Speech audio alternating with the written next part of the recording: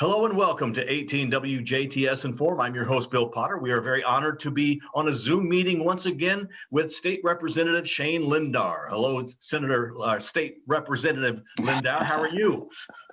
It's a mouthful. I'm well, thanks. Yes, I hear you. Yeah, I'm doing well, Bill. Thanks for the opportunity again to be here. Okay, let's talk about some things that have happened last week with the state legislation, some bills that you think are significant. Yeah, I think probably one of the most significant bills this past week was House Bill 1123. It dealt primarily with when the legislature should be called back in during executive orders that the governor has passed. So that's one thing I've heard a fair amount about from constituents this year during the pandemic is a lot of folks just felt like they had a lack of input. I think it was really the legislature in the past had given the governor executive order authority during emergencies. Haven't really heard of anyone who disputes the fact that he should have, or he or she, for future governors potentially, that ability to do so, to have executive order powers. I think when we started approaching months under emergency orders, I think some folks started getting increasingly frustrated. And so there were several bills filed at the State House. I was co-author of one that looked at ways that we could trigger when the legislature would come back in. Currently, only the governor can call us back in for an emergency session, so to speak. And so House Bill 1123 is the one that just passed out of the House, and it basically has some triggers in there that allows now the legislature, we can now call ourselves back in and deal specifically with the emergency orders that we're in, and whether that's COVID or God forbid some future disaster down the road, and kind of deal with those things. And I've always viewed it as a way for, I think the frustration that I was hearing from constituents is, again, what I said earlier, they just didn't feel like they had a lot of input on it. And again, there's supposed to be a balance of powers. And so it just allows the legislature to come back in and provide some input, if we so choose, if we think we need to do so.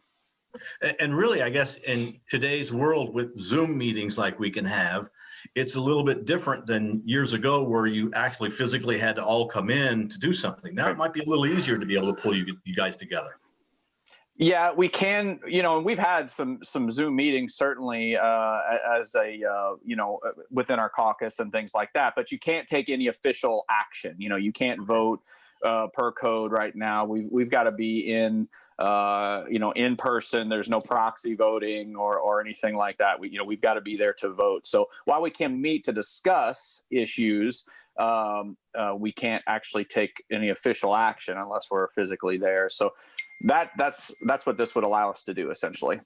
Okay. Now, as we move through this week, you're approaching the midway point, and I guess things got to be passed or it's going to be too late for them. Is that correct?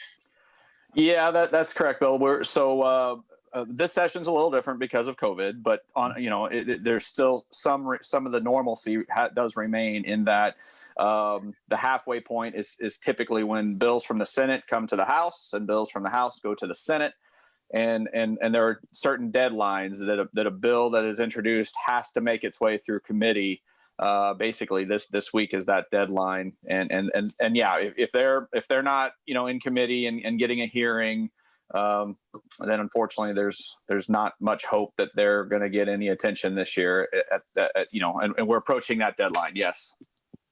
Now, so then I guess in the coming weeks we're going to get some bills passed. Then you got to start working on the budget. Have you done much work with the budget? Has much been mentioned about the budget?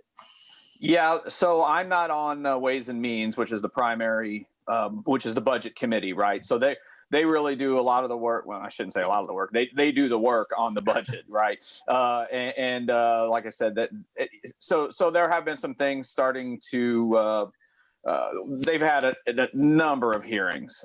I guess to answer your question, they've done a lot of work on the budget. I guess that's the short answer to your question. And so it's getting to its final form. Certainly, it's no different than any other bill, right? It's House Bill 1001, and it's got to be out of committee, out of Ways and Means, and in a form to vote on, this week, and ready to go over to the Senate. So. Okay, so that's one of those that has to be taken care of this week, because Correct. It doesn't seem like we've heard a lot of talk about the budget because of all these other things that are going on. Mm-hmm. So all of a sudden we're going to start hearing about the budget, but that work has been done ahead of time. Oh, yes. Realize it. Correct. Yeah. In fact, Ways and Means, we kind of joke with the folks on Ways and Means. They're definitely the hardest working committee. I mean, we left yesterday. We got out of session yesterday. I don't recall exactly, 4:30 or 5 o'clock, Thursday after late afternoon, and the Ways and Means committee was going into committee. So I'm not sure how long they met. So it's routine, particularly during a budget year like we're in, for them to meet. It's not uncommon. They may meet on a Friday or something like that, when typically we can go home. So. They're a hardworking committee. They put a lot of time in.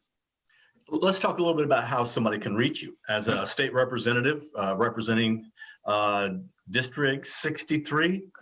Yeah, that's correct. Okay. Yeah, I got it right. Woo. Yeah. Okay. Yeah, that's you know right. what?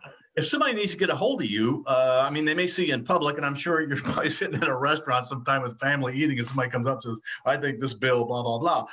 But sure. What's a good way to get a hold of you? Should they email you, call you? Yeah, email. There's certainly. I'm trying to get a card here because I don't have my State House email memorized, but it's h63@iga.in.gov. Okay. And you can always email that account, and we'll get the emails up there. And then of course you can always call up to the State House, which is 800-382-9841, and you can ask for any representative or state senator or whatever, and the State House switchboard will get you to a good number for us. So. Well, and certainly with COVID, you have not been as accessible as maybe in the past, because we're not holding public events so that you're right. at those. Yeah. But you still want to hear from your constituents. You want people calling you or emailing you and giving you ideas and thoughts.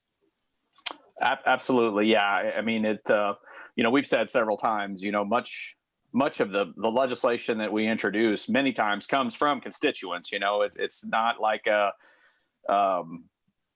we sit around trying to dream things up as legislators, you know what I mean? So, right. So, there are ideas introduced, or, a problem or an issue that a constituent is having. And they'll call us up and say, hey, can we take a look at this? And sometimes, they're, feasible ideas. And sometimes, maybe there's other areas or avenues of approach that we need to look at as far as handling it. But yeah, if we don't have the discussion, there's no way to know. So I definitely encourage people to reach out to us. We work as like elected representatives, we work for you, and we try to be, or certainly I try to be, as accessible as possible. So. All right. Well, State Rep, we really do appreciate you taking the time to talk to us. Is there anything you'd like to add or point out to people?